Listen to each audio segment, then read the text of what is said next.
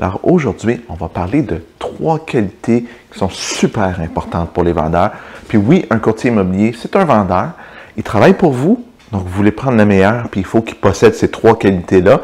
Puis il y en a une à la fin que vous allez voir, là, le terme est peut-être un peu spécial, mais quand vous allez comprendre l'explication, je pense que vous allez dire « Ouais, c'est vrai que c'est probablement la chose la plus importante qu'un bon vendeur, un bon courtier immobilier peut faire pour nous. » Donc on commence ça tout de suite. Donc, premièrement, un bon vendeur, ça doit être capable de bien lire une situation. Puis quand je dis lire, c'est lire, oui, le langage verbal, mais aussi tout le non-verbal. Tu sais, je fais j'ai l'air fermé, si mon regard fuit, je regarde partout autour, ben c'est pas mieux, j'ai l'air d'une personne qui a quelque chose à cacher. Donc, pour maximiser le rendement pour vous, il faut que votre vendeur soit capable de bien comprendre la situation, comprendre qu'est-ce qui est en train de se passer. Tu sais, si j'utilise cette technique-là, peut-être que je peux aller chercher un 5 000 $ de plus pour mon vendeur.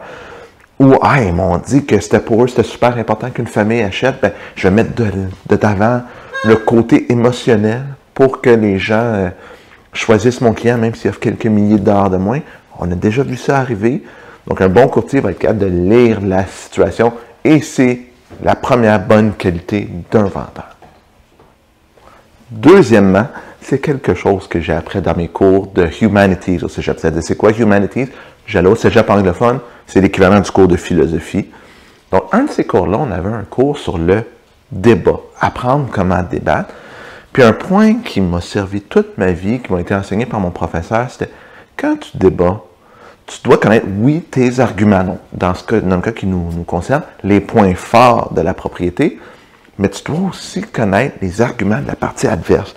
Donc, si ton adversaire est pour te sortir un argument X, tu dois déjà préparer ta réponse Y. Même principe, en immobilier, il n'y a pas un immeuble de parfait, il n'y a pas une situation parfaite, mais quand on connaît nos points faibles, ça nous permet de les tourner en notre avantage en préparant nos réponses quand les gens vont nous dire « Ah, je te l'avais dit, ça, il n'y a pas de stationnement ici. » Ben oui, mais monsieur, il y a des vignettes partout, c'est facile d'accès, il y a le transport en commun. Mon argument étant prêt, je suis capable de revirer ça à mon avantage et de ne pas laisser la chance à l'autre partie d'avoir le dessus dans l'argument, ce qui fait qu'ils ont le dessus dans la négociation. Et moi, mon travail, c'est d'avoir le dessus dans la négociation. Donc, il faut vraiment se préparer, connaître ses points forts, connaître ses points faibles et préparer nos réponses en fonction de tous les scénarios possibles qui peuvent arriver. En faisant ça, en général, on sort gagnant de la négociation. Et si moi, en tant que courtier, je sors gagnant, ça veut dire que mon client sort gagnant. C'est ça le but principal, c'est de gagner pour nos clients, ce qui fait que nous, en tant que courtier, on gagne. Donc, bien se préparer, c'est le deuxième point.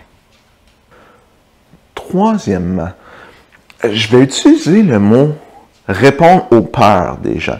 Là, vous allez dire, Olivier, les peurs, t'exagères peut-être un peu, mais c'est répondre aux attentes, aux peurs, aux inquiétudes. Je veux dire, acheter une propriété, louer une propriété, c'est un engagement important, majeur, qui demande beaucoup de ressources, puis on ne veut pas se tromper. Donc oui, on peut avoir la peur de se tromper en achetant. J'achète pas le bon quartier, je paye trop cher, j'aurais peut-être vendre dans 1 an, j'aurais peut-être dû vendre il y a 6 mois. Donc, l'humain, foncièrement, quand il vient le temps de prendre une décision ou d'acheter une maison, mais ça pourrait être une auto, un McLaren, n'importe quoi, on doit répondre à cet instinct-là, cette peur-là, qui fait qu'on aime notre confort, qu'on ne veut rien changer. Puis un bon courtier va comprendre les peurs, les besoins, les aspirations de son client, et va répondre à ces interrogations-là, à ces questionnements-là, à ces situations-là, pour que le client se sente à l'aise et qu'il prenne une bonne décision. Puis la bonne décision, c'est facile des fois quand on regarde le passé de dire « j'aurais donc dû vendre il y a 6 mois quand le marché était meilleur » ou « j'aurais dû acheter il y a 2 ans quand le marché était moins élevé ». On ne peut pas changer le passé. La meilleure décision, c'est de répondre aux objectifs actuels, dans les circonstances actuelles, puis c'est de prendre une décision qui va être le mieux pour le futur. Puis ça, c'est une qualité super importante pour un courtier, pour un vendeur, d'aider son client à prendre la décision, puis que le client, il sort de là, il bombe le torsoir. Moi, je suis content, j'ai fait une bonne décision, j'ai bien été conseillé. et ne pas la regretter. Donc, c'est vraiment, probablement, selon moi, la qualité la plus importante parce que c'est très difficile à maîtriser, mais quand quelqu'un le maîtrise, là, c'est comme un super pouvoir quasiment que cette personne-là a. En conclusion, si vous cherchez un courtier pour vous représenter, assurez-vous que les 3 qualités qu'on vient de parler, c'est-à-dire qu'il est capable de lire une situation verbale, non verbale, de traiter l'information et de retourner ça à votre avantage, que vous soyez vendeur, acheteur, propriétaire, locataire.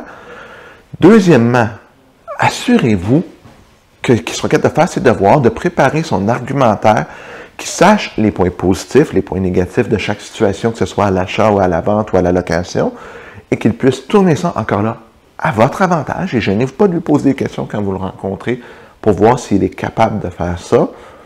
Et troisièmement, s'assurer qu'il est capable de répondre à vos attentes, c'est-à-dire qu'il réponde à vos inquiétudes, vos peurs et vos rêves, vos besoins, vos désirs, pour que vous puissiez prendre la meilleure décision aujourd'hui, avec les circonstances d'aujourd'hui, pour que vous soyez heureux dans le futur avec votre décision. On se revoit la semaine prochaine, mais si en attendant, vous avez aimé cette chronique, s'il vous plaît, faites-moi un petit pouce en l'air. Moi, j'apprécie ça, ça me motive à continuer. À bientôt tout le monde!